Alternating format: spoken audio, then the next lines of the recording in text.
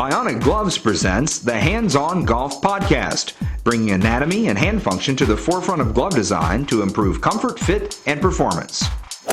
Bionic is a division of Hilrich & Bradsby Company, makers of Louisville Slugger bats and ball gloves. Bionic gloves are the only gloves designed by a leading orthopedic hand surgeon, Dr. Jim Kleinert.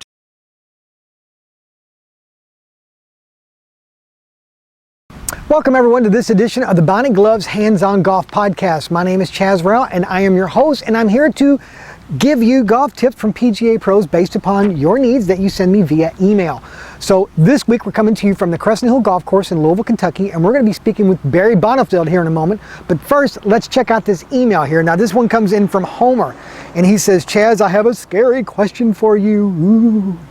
What causes the shanks and how can I fix them if they appear during the middle of a round? I once heard the scariest shot in the golf is the one that follows a shanked shot. Great question, as usual. So we're gonna actually go talk to Barry about this to see if this is truly the scariest shot in golf. And I've always wondered, did that come from Shawshank Redemption? Nah. We'll ask Barry. We'll see what he thinks. Just so you know, Homer, just for you sending in this email and us using it, you get, yes, a free Bionic glove just for your participation. Now remember, if you'd like to participate in this podcast, it's real easy. Just send an email, podcast@bionicgloves.com. Send your name, your full mailing address, and what size glove you wear, and whether you are right or left-handed. And if we use your question in this podcast, we will be more than happy to send one of these to you, no matter where you are on this big blue marble that we call Earth. So thank you, everyone. And I have one little favor here that I could ask. Two, actually. Tell all your buddies to sign on and subscribe to the podcast. It's free. And if you could go to the iTunes Bionic Gloves page and add your comments and feedback, it would be very appreciated. So thank you everyone for your support globally. Our family's growing every day. Now let's go join Barry on the course to see if shanking is truly the scariest shot in golf and how we can fix that in this week's edition of the Bionic Glove Hands-On Golf Podcast. Hey Barry.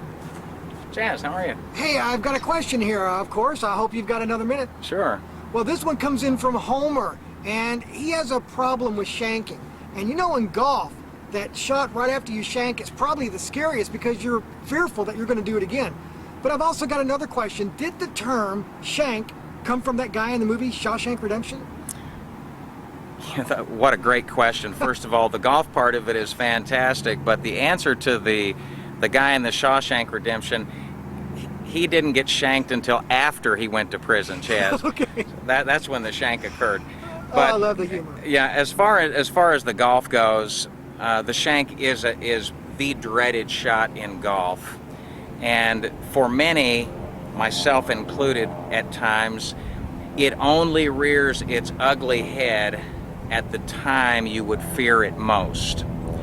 And then to follow up with that, the shot right after that is even worse. And let me explain why to you if I can.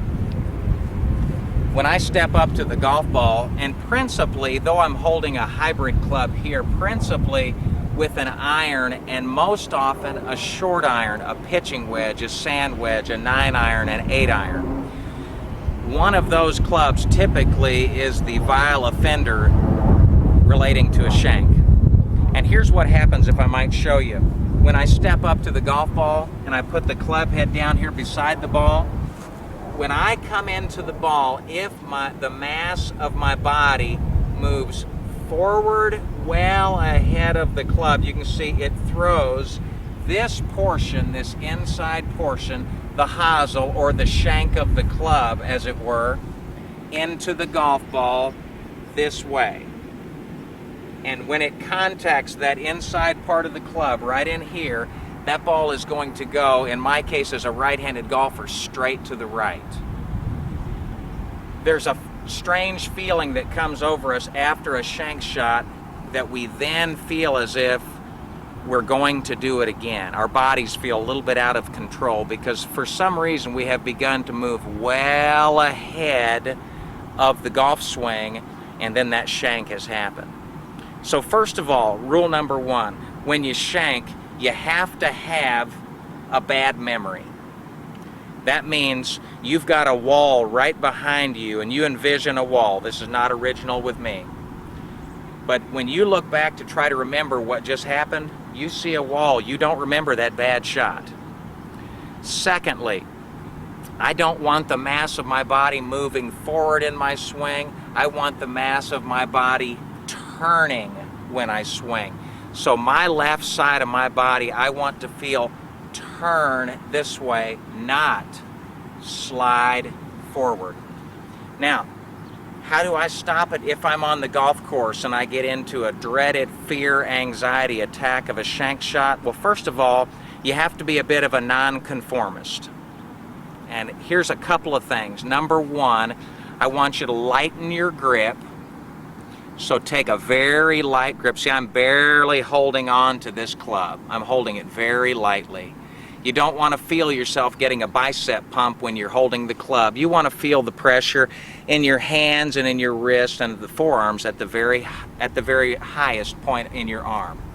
Secondly, you want to be able to waggle the club, and you want to feel the toe of the club out here moving past the heel or the shank of the club as I swing through. And here's what you want to feel. With light pressure, feel a rotation of the club as your body turns, not leans. So you want to feel the toe of the club rotate. So in slow motion, it's this way. Okay?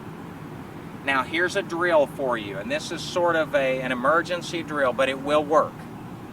And here's how it works. You stand over the golf ball, but instead of taking our normal Varden grip, we're just going to split our hands up on the grip. Just going to put your hands separate. And then I want you to do your best just to let your body turn, and when you swing, that's going to help that club face rotate over as you swing through. And you can do this when you play. It's best practiced ahead of time, but it will absolutely stop your shank because it then engages the toe portion of the club to go past the heel portion. I hope that helps you, Homer. The shank is a terrible shot for all of us golfers, but for further guidance, be sure to see your PGA golf professional, and I wish you the very best.